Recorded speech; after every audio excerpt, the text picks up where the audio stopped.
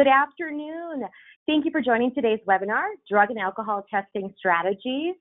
And we're going to go through random testing today and some things that you should know while you're creating your random program and what you're doing to enhance your program, really knowing your numbers and knowing your program to bring it to the next level. All right, real briefly, we'll talk about what we are here at SparkTS. At SparkTS, we are a third-party administrator. We have a full-service lab and MRO. We do random drug and alcohol testing, and we have policy and compliance. Additionally, we do clinic and mobile testing 24/7 with over 4,000 clinics nationwide, and we're very excited to be bringing you RailTasker. Also, we have PeopleTasker. It's our drug and alcohol testing software that supports drug and alcohol programs. It's a strategic, paperless solution to really oversee all of your drug and alcohol testing programs. We have Katie Anyway is one of our leaders, our CEO and founder, and I'm Holly Rainwater, the Vice President of Drug and Alcohol Testing. I'll be presenting today and hopefully bringing you some information that maybe you haven't heard before or thought about. Additionally, I would love to hear what you have to say today. If you've got any questions, go ahead and put it into the chat. If you've got ideas, even if you've got things that you're like, hey, Holly, let's talk about this at our next presentation. Please bring us that information. You really make these webinars a success for us. What we're going to talk about today is drug and alcohol testing strategies with random testing. What is random drug and alcohol testing? What are its benefits? What's needed to implement a random program? We're going to talk about company testing versus DOT testing and best practices and considerations. What is random testing? Okay, random testing, it is what it sounds like, right? It's unannounced drug and alcohol tests conducted on employees. It could also be conducted on contractors. It's all what your plan says. A lot of people will say, hey, can an employer really do this? Can an employer really randomly test its employees? The answer is yes, but there's some buts. First of all, you must make sure that you are following state and federal guidelines. Federal guidelines are like the Department of Transportation, HHS. If you're doing federal testing, you need to make sure you're following those guidelines. And then there's state requirements. More and more as we move into potentially maybe even the legalization of marijuana, states have made a lot of changes in who can be randomly tested and for what. So make sure that you keep an eye on those state requirements. I know that we did a webinar, maybe about 6 months ago. If you go back into our archived webinars, you'll go ahead and see some of those webinars that we've done on state regulations. Also, one of the most important things in a random testing program is that you are fair and consistent. Don't change the way that you do random testing every month. Also, employees should have an equal chance of being selected. No employee should be singled out for testing more than once. Just because you're tested in November doesn't mean you're taken out of the pool for December. You could be tested the next month. Additionally, have a policy. That policy should outline how random drug tests will be conducted. Don't hide that policy. I know sometimes people like to hide their policies. Provide it to all employees. Now, if I look at state regulations, states sometimes require that you acknowledge the policy. So check your state requirements there. Federal guidelines also have some regulations like FRA, Federal Railroad Administration, that there is a new group of employees that started to be tested about, 2 years ago, and the policy actually has to be provided to those groups of employees and posted. So know what the requirements are there as well. In random testing, why people do it? We do it because it's a deterrent. It's a deterrent because testing is unannounced with no advanced warning. Okay, random testing we don't give people time to prepare for a random test. Random testing happens the second, really the minute after that notification occurs. Once that notification happens, proceed to testing. Benefits. Now, I've done a lot of research and potentially looked at like my past experiences. With the benefits of random drug testing, it really does provide a safer work environment and reduce accidents. If you go back, like looking in the 80s, early 90s, when drug testing happened, before it happened, there were so many accidents that occurred that we had, quite frankly, fatalities due to the use of drug and alcohol impairment. Definitely, it has made our workplaces safer. Additionally, it helps identify employees with substance use issues and facilitates their treatment. 49 CFR Part 40 requires that someone who has a positive drug or alcohol test go and have a substance abuse assessment, which could then have treatment as its requirement. One other thing, this might sound a little silly, it allows people to say, hey, I can't do drugs because I get drug tested at work. That might sound simple, but that is a deterrent. It reduces employer liability. Many insurance companies do offer discounts if you have a program. It reduces absenteeism and downtime. It improves attendance and productivity, reduces healthcare costs, and it's actually a fair way of testing that allows you to have one way of testing people in a consistent manner. What are some best practices in maintaining and evaluating your program? Okay, so one of those things is just to document everything. Okay, know what's happening, know the percentage of employees that you're drawing, know how many employees are in each draw. You want to know who's been drawn, when people are notified of the test, and when the test occurs. If you're knowing that people are notified on a Tuesday and don't take their tests until Thursday, you might know that there's some problems. Or maybe they're notified at 9 a.m. and don't test till 4. What the heck happened in that time frame? You also want to know if somebody was selected and not tested. Why did that occur? Did it occur because the names in the draw were not correct? Or did it occur because a manager just doesn't believe in the program and didn't get them tested? Those are important things to understand because you may need to provide additional education for your random testing program.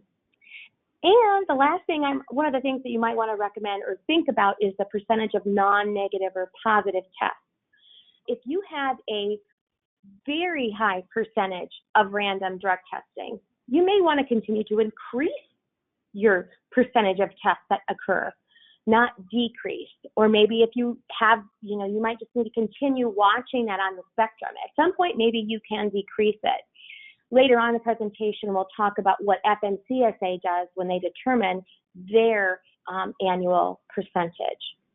But these type of things right here can help you think about, should I do a monthly draw? Should I do a quarterly draw? Should I be in a consortium? Should I not be in a consortium? All things to think about when you start to answer those questions. Other things that when you're doing random testing, you want to ensure is that it is happening anytime during the shift, okay? Now, notice I'm not saying before their shift, okay? You want to do it at the beginning, middle, or end. You want to be able to do it in the morning, afternoon, evening, or middle of the night. If you are constantly doing your random testing 2 hours, let's say the day starts at 7 and you often do your notification at 9, that's predictable, right? That's predictable. Other things I would say, if you only draw one person every month, that's pretty darn predictable. Make sure that predictability is unknown, right? With alcohol testing too, look at the numbers of test results you have and look at those results, okay? If you have positive tests that are below a 0.019, you might want to say, how long was this person on duty? Should we make sure that we're pushing people to start these immediately when people come on duty? Alcohol dissipates so quickly. And if somebody was tested at 9 o'clock who'd already been there 2 hours and their alcohol level maybe started at a 0.02 and dropped to a 0.018, just think if you would have started that test 15 minutes earlier, before when they were on duty. A lot of those things really are things to watch what's happening. Again, make sure you're doing those tests at the beginning of the day for alcohol. Okay, if you're doing all of them in the afternoon, maybe people have time to sober up in the morning. And then what is that difference at the start or end of shift? We talk through random testing, and we look at what FRA, FMCSA, really the Department of Transportation is doing. Every year, the Department of Transportation puts out for each agency its annual testing rate. Right here is the annual testing rate as of, what is today, November 19th, 2024. If you're watching this in 2025, you might want to go back and look at what the testing rate is, but this is as of 2024. FMCSA has a testing rate of 50% and an alcohol testing rate of 10%. A few years ago, it was 25 and 10. We're going to talk about that later. You also see with FRA, they have different percentages for different job duties that occur. For example, 50% for mechanical employees are drawn for drugs and 10 for alcohol. And maintenance away, 25% drugs, 25 or 10% alcohol. Know who's being tested. Another big thing I think that comes here is where we're going to talk about PHMSA, but we'll go through that here in a minute. If a DOT agency requires a testing rate of 50% and 10%, really we're looking at that annual percentage rate. A lot of times people will look at this and say, oh, every month I need to test 50% of my employees for drugs and 10% for alcohol. But that's not the case. What we're going to be doing is looking at that annual requirement. If you have 100 safety-sensitive employees, you want to make sure by the end of the year you're at 50 drug tests and 10 alcohol tests during that calendar year. Now, one other thing to remember is that is a minimum number of tests. You can test above that. You could test 60%. You could even test 50% drugs, 50% alcohol. Okay, it's a minimum. But you're going to hear me say, make sure your policy states it and you're fair and consistent. Don't switch it from, oh, we're going to do drug and alcohol at 50% this month, and next month we're going to go 50-10, or we're just going to test for drugs next month. If your policy says that, that might be okay, but don't deviate from your policy. Another thing to think about, and this could be sometimes a struggle for us as DERs, it's the job title, okay? We have to be careful with job titles to know that's not the appropriate way to determine who should be tested, okay? It's the job duty. Job duties are the ways to really determine if an employee is subject to testing. If you have let's just say a Boilermaker, okay, and that's a mechanical job in the FRA world, you may have a Boilermaker who does certain things and one who does other things. One of those people may be subject to FRA duties where the other might not. So you need to make sure you know what those people are doing, and the minute that they become doing those safety sensitive duties under FRA, they come into the pool. It gives you a different way to think. Job titles can be somewhat deceiving. When we look at random testing, we're going to also talk about non-DOT testing, that company testing. This is where we have agencies that DOT agencies don't regulate employees, okay? Implementing random drug and alcohol testing programs that apply with applicable state laws. Now, for example, in Minnesota, where we are, random testing can only occur with a certain category or job duty of employees. And additionally, there are sometimes you can't test for marijuana in random testing. Make sure that you know who you're random testing and that you know what your state law says. And again, that's where your policies can help you. You want to implement your drug and alcohol policy. In that policy, you want to talk about how you're going to select employees, how long they will have to complete the testing. You should tell them what you're going to test for, random drug testing methods, and the consequences of refusing to drug test, or what happens if you have a positive test. Okay. If you are testing for, let's just say you're testing with a DOT panel, marijuana, cocaine, PCP, amphetamines, and marijuana, you're going to want to note that out. Maybe you're expanding out and you're getting, additional opioids. I don't think I said opioids the first one. Opioids, you might want to put that into your panel. If you're testing for tramadol or fentanyl, you should probably put that into your program and your policy. And I do think it's important for people to understand the consequences of refusing to drug test and even what is a refusal to do a test. Sometimes people don't think that. They may think, hey, I'm just not going to do the test right now. I'm going to come back and do it later. They may think that's not a refusal, but truthfully it is. If somebody leaves the testing site without approval or during the testing process, that would be a refusal. Definitely put that information out there. Also, state laws. Pick on Minnesota again, because that's where I am. Minnesota has rules in their statute that talks about positive testing.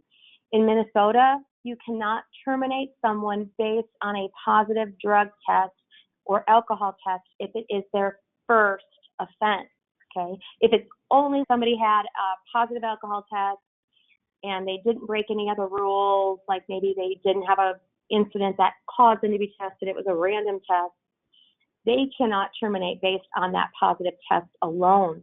They have to offer a chance for them to rehabilitate. But if they don't succeed in that, they don't go through rehabilitation or they fall off the radar, then there becomes different ramifications. Know what your state law says. Now, DOT, when it comes to the consequences of a positive result, they're silent. Does not talk about if you have somebody who tests positive for marijuana, you have to terminate them. It's not in their DOT, is silent. Another thing that's really important to remember is if you start random testing, notify your employees that they will be now in a random drug testing program. Again, in this consent form, not everyone requires it, but it's a good practice to have them sign a consent form. One thing I've done and we can do here at Spark TS is actually it's similar to an online course where you can actually put the policy in where they can acknowledge it throughout the policy, and then you electronically sign it, and then you have documentation that here's your policy, you went through this entire course, and you acknowledged it. One nice way I think that I've used in my past to verify that acknowledgement. Also, you want to decide the percentage of people that you will test. Again, if DOT has those regulatory standards, non-DOT, look at your states, regulations, and you want to make sure that it is really random. You want to use a computerized random generator.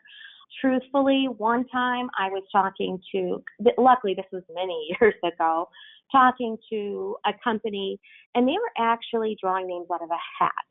That is not a true random selection because it's not computerized. You want to make sure that you are maybe using a third-party administrator, using randomorganizer.com, I think is what it is. Lots of different things that you can do to do random generations, but don't take a dartboard and throw a dart, and if it hits Johnny's name, that's who you're going to test. Don't pick a name out of a hat. Do it so it is a true process. If you're going to pick a provider, if you are testing for DOT, I recommend that they understand DOT and state regulations, and additionally, have a short window between the time you notify someone to be tested and when they're tested. Really, alcohol dissipates, right? If you give somebody 2 hours to go to a test, really, in 2 hours, a lot of alcohol can dissipate. To do things right away, you want to only give them enough time to get from your office to the clinic if you're having them go to a clinic, or from the time that they get escorted, maybe if you're doing a collection on site, to get to that person, to get to that collector. You want to also create a program that fits your needs. Who's going to be tested, how often they're tested.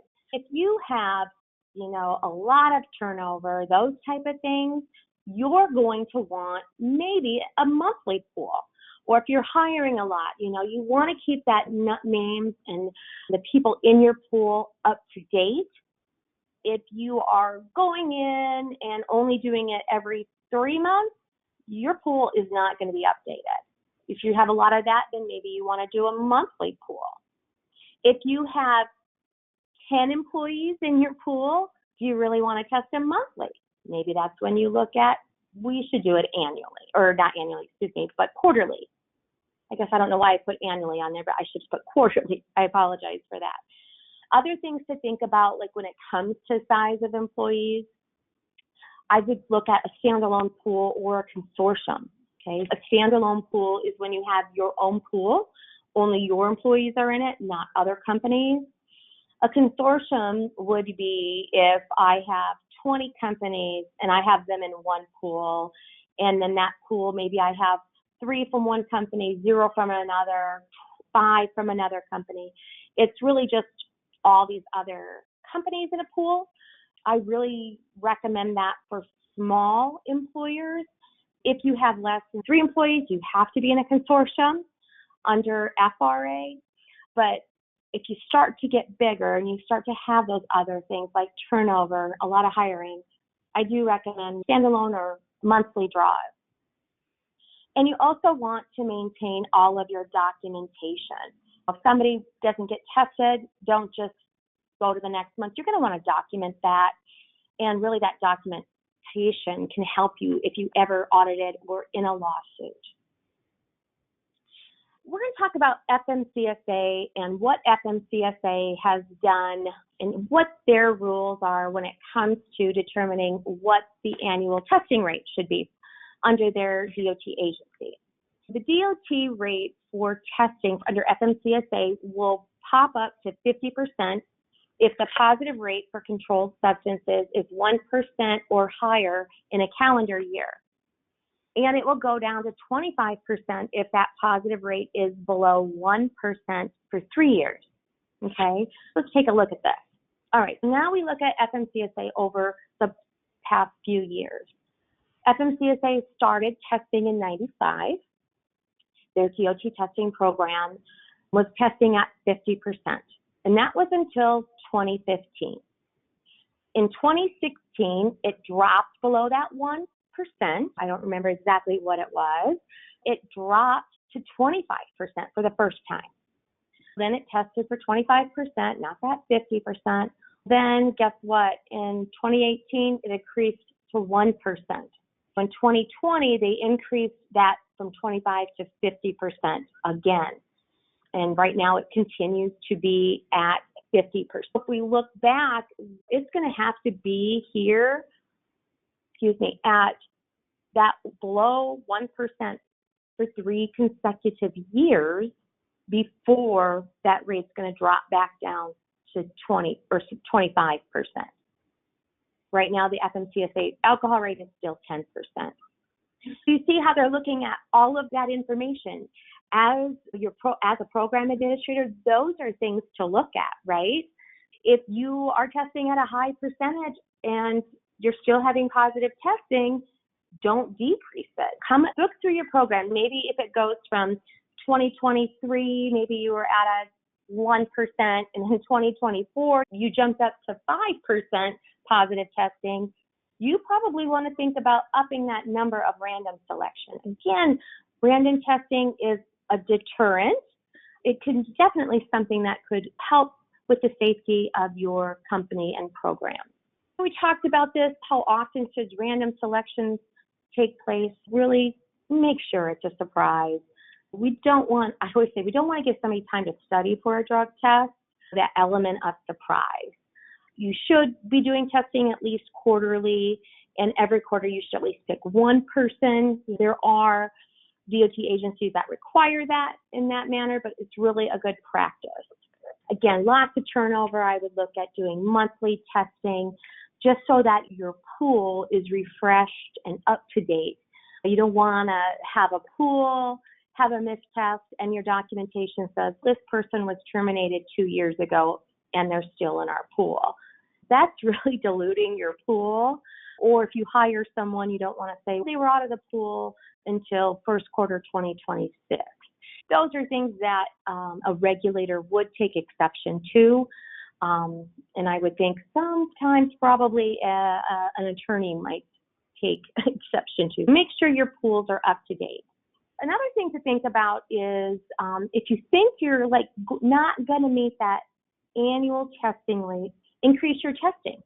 Okay, so you want to talk about having your testing spread throughout the year. So let's say you're doing monthly testing, okay, and you look at last year, and maybe in October, November, December, you notice, wow, we missed a lot of tests because of the holidays, or maybe people are furloughed, or maybe you have bus drivers, and in the summer you tested at a high percentage, but all these people weren't working. You want to be strategic about how you test. Maybe you do more testing at the first 9 months of the year. In the last 3, you do a little bit less, but spread equally, or if your pool numbers change. If maybe you have a month where you miss a couple tests and your random rate looks like it's going to be dropping, that next month add on to it, or that next quarter add on to it. It's okay. Just as long as at the end of the year you're reaching your rate and your no tests don't have unacceptable excuses for not testing, you should be good. Just really take a look and know what those numbers are with your percentages and compared to your percentage of testing up completed. We actually do have a question that came on. That'd be great. Okay, great. What if a donor was selected to be randomly tested but is on medical leave? Good question. You definitely, if that person is not working, let's just say they're selected for a monthly random, they are working on the 2nd of the month, and on the 5th, they fall and break their leg, and they're out for the remainder of the month. At that point, and I write in the presentation, we're going to get to it. Actually, let's just sneak to it. We're going to sneak to this page. I would recommend definitely maintaining documentation. Here's an example of something that we use here at Spark TS, and it's a documentation of a missed test. In here, you can see that I've got the employee name on here, the date of the window, and then you would notify that, hey, this employee did not work in the window. You can say this person went on a leave on the 5th, and we were going to test them later in the month. You had no idea. Just definitely keep documentation. Some of the documentation that you could have is like a screenshot of your HR system of record that maybe shows the date they go on that leave of absence. I wouldn't add medical documentation, but maybe note they went on a leave of absence for medical on this date. Put that information in there. Now let's say that they were active the entire month, and now we're on the last day of the month and they went off on a medical leave at that point. The FRA or any agency could say, why didn't you test them before? Why did you wait till the last day of the month? Maybe you were planning to select them on the last day of the month. You want to document that, but really document. The next thing on your next draw, if you missed it, you could increase your percentage. A good practice is if you're testing at 50%, maybe you're actually drawing at 55 or 58%. Give yourself a little bit of wiggle room to ensure you complete that draw or get to your annual percentage. Does that answer that question, whoever asked the question? Just really document it. And if you're keeping your pools up to date, then hopefully you're not having that program. If that person, if you're doing a monthly draw and that person went on a leave 3 months ago, that could be a problem.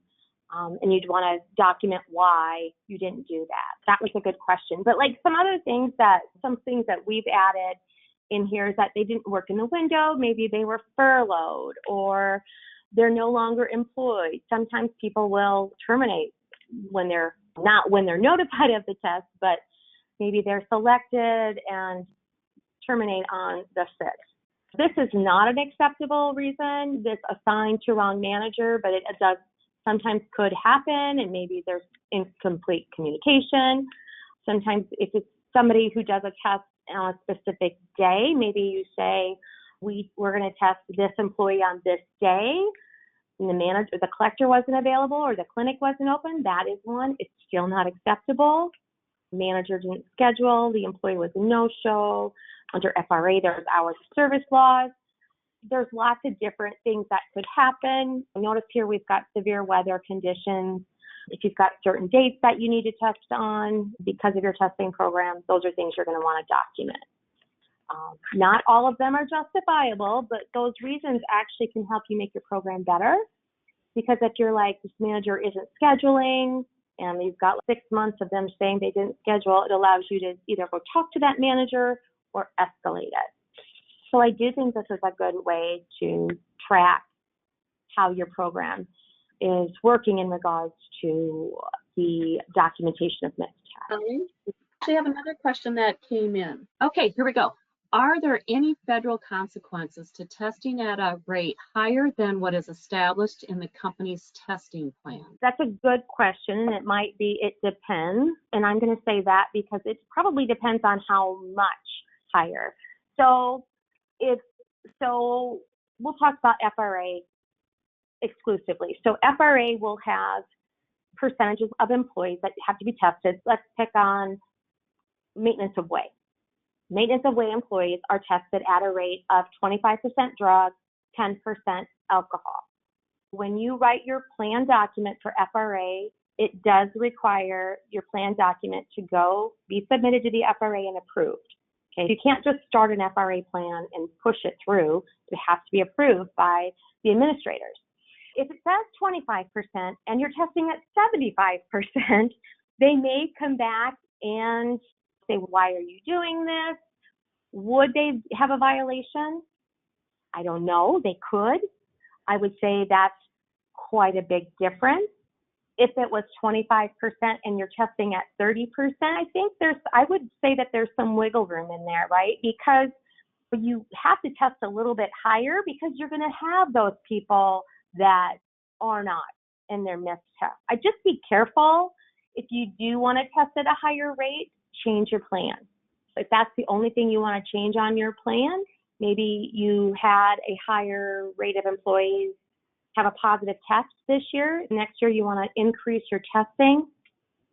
Put it in with the FRA. You just need to change that part of your program. You don't need to go and change anything else. That was a great question. It's a hard question to answer.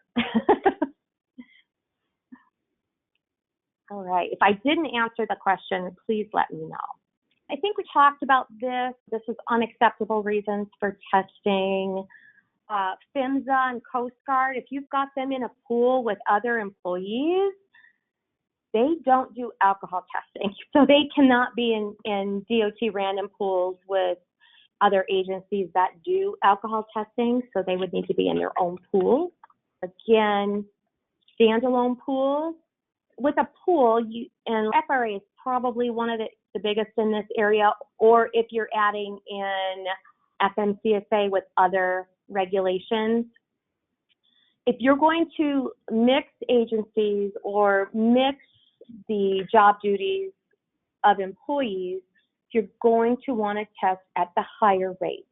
If I look at FRA, and let's say I want to have the covered service, maintenance away, and mechanical employees all in one pool, I'm going to have to test them at the higher of those rates, at 50%, okay?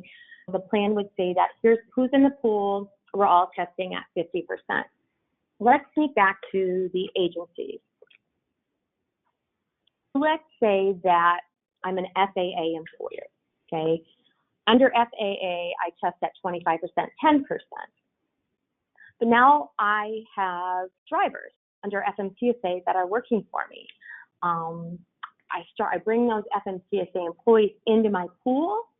Now, because they're in my pool, I have to test at that higher rate. I would be testing the FAA employees at 50%, not just 25%, because it has to be the higher of the two.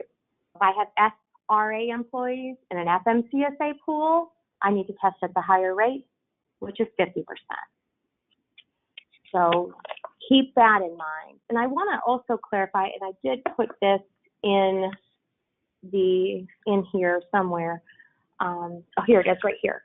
If you've got employees that work different jobs, okay, let's just say I have an employee who drives trucks 75% of the time. And the other time they operate a transit bus 25% of the time. You look at what job duty they're doing at least 51% of the time, right? Because that's the random pool they're going to go in.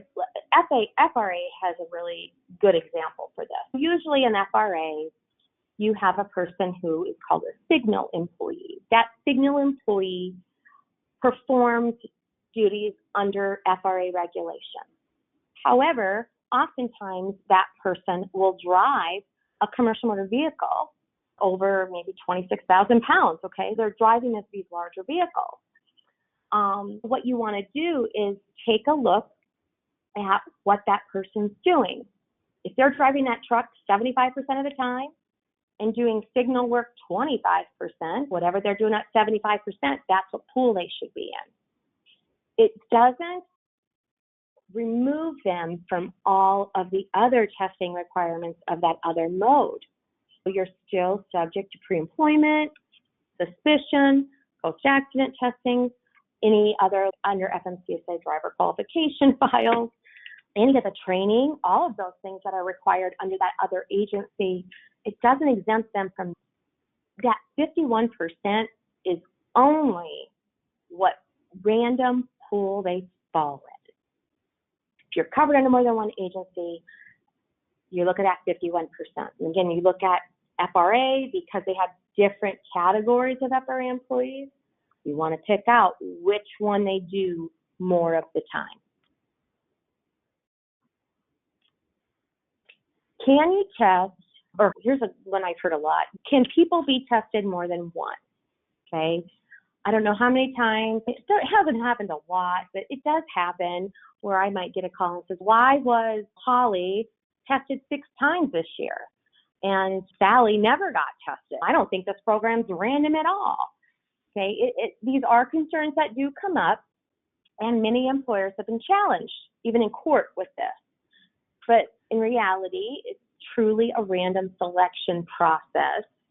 And there is a probability that exists that someone could be selected several times where others may not be selected.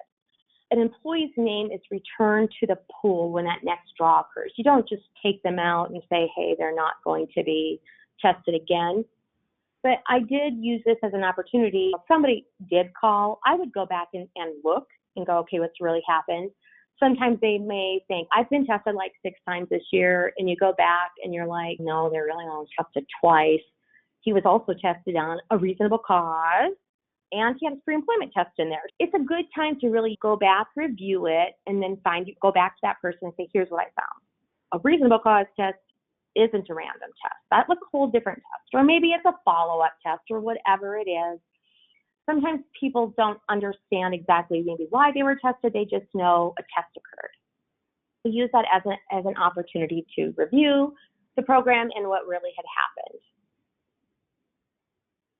Again, if employees are not available, have a policy in place what to do when they're unavailable. Again, have a legitimate reason like extended absence, long-term illness, and this is where, again, where you can increase your selection during the next election cycle. I know we do quite a big number of random testing for employers, and this is one of the things that we make sure that we really watch. We're watching that annual percentage rate all year long and how it can fluctuate. It can fluctuate with employee numbers, it can fluctuate with dates, but you want to make sure, that fluctuation, you follow it. By the end of the year, you do hit that annual rate. It's almost like, I don't want to call it a game, but it's really just being strategic. That's what I should have used. I should have said strategic, not a game. But it's really what you're watching that to try to ensure your program is fair and consistent.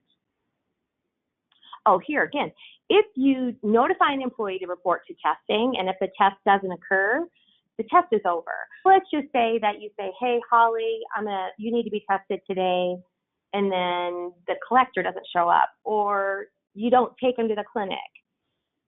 If it's not that if the employee wasn't refusing the test or anything like that, You can't go back and say, oh, let's just do this tomorrow. We're really busy. I know you got a lot going on. Let's just test you tomorrow. That can't occur. Once you've started that process and that notification, the testing must continue. You can't go back and say, we'll test you tomorrow. The testing is over once that notification has begun, and you're going to have to document why that occurred.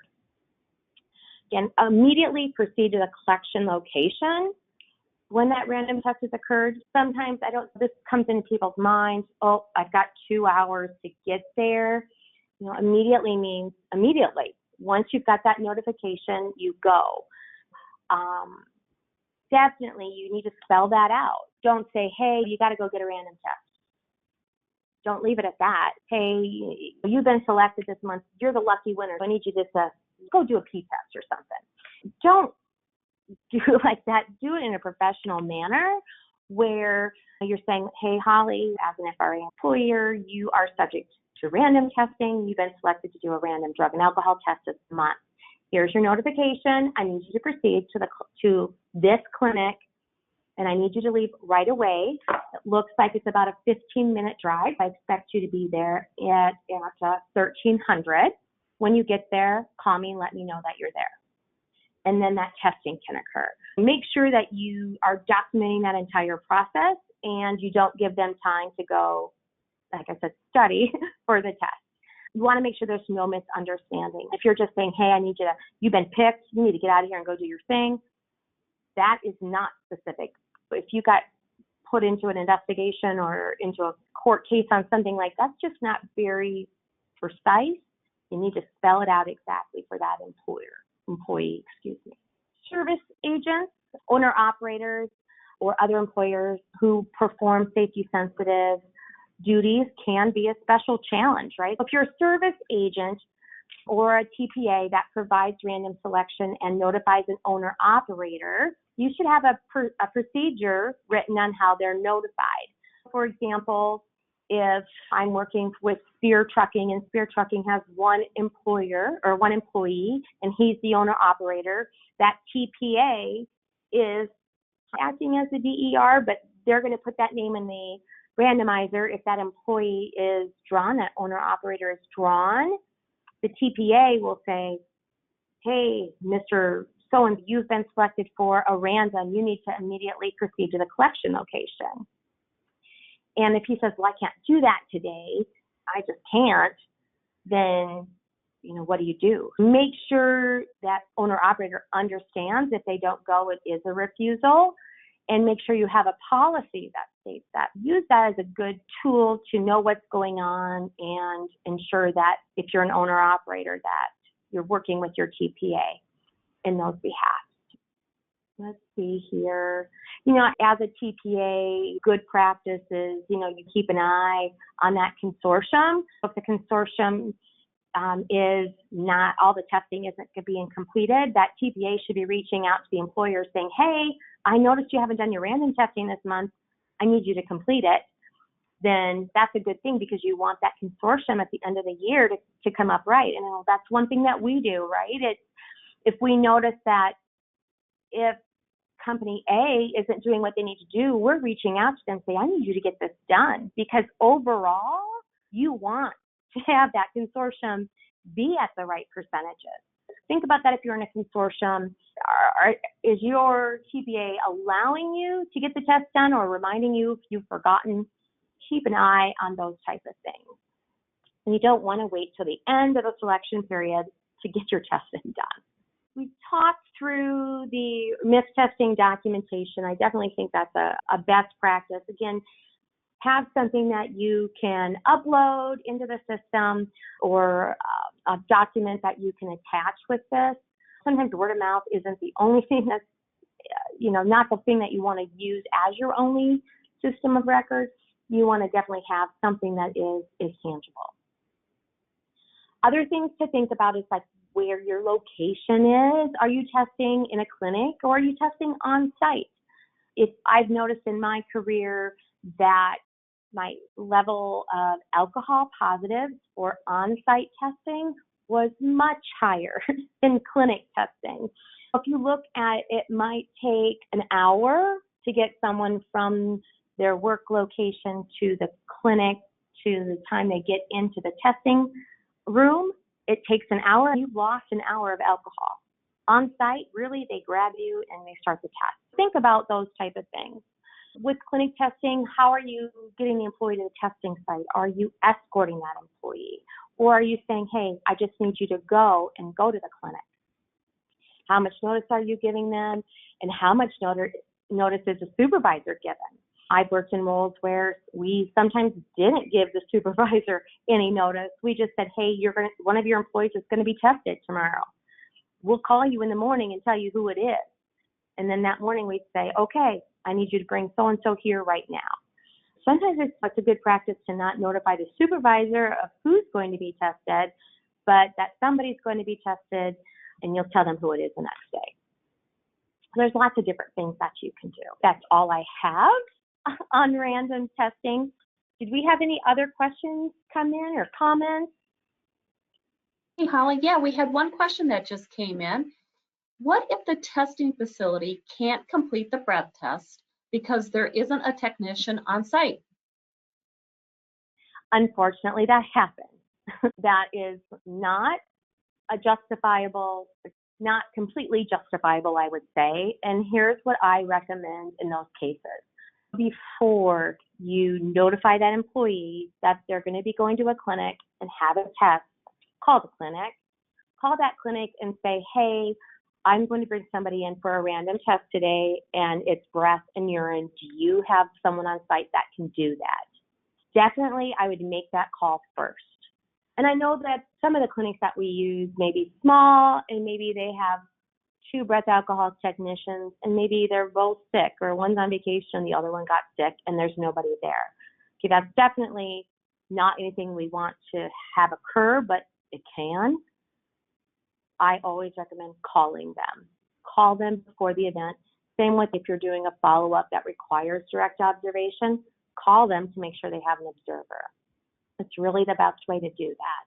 I would not send that person in the next day for the breath test because they've been notified already that they're going to have a breath and urine test. You're going to have to document what has occurred. That's a good question. It's one, unfortunately, that happens. We don't like it to happen, but it can. But if you call that clinic and they say they have a technician and they don't have one when you get there, that's problems. And if you're working like with us, a TPA, we go out and we do hold our collectors accountable. We document them. And sometimes they could be removed as clinics from our testing network. We have done that when we have clinics that are not meeting those requirements. Great question. Perfect. I really want everyone to let us know what topics you would like us to cover. If follow-up testing is a topic you want us to cover, tell us. If FAA testing is something you want us to talk through, tell us. We want to hear things that you're interested in. Also, we have archived webinars on our website, www.sparkts.net. We're doing a DER session. DER number 2 was the collection process, and we did that one because it was recommended by one of our attendees. Please tell us what you're interested in. I do thank everyone for joining us on today's webinar, and we look forward to seeing you soon. Have a safe day.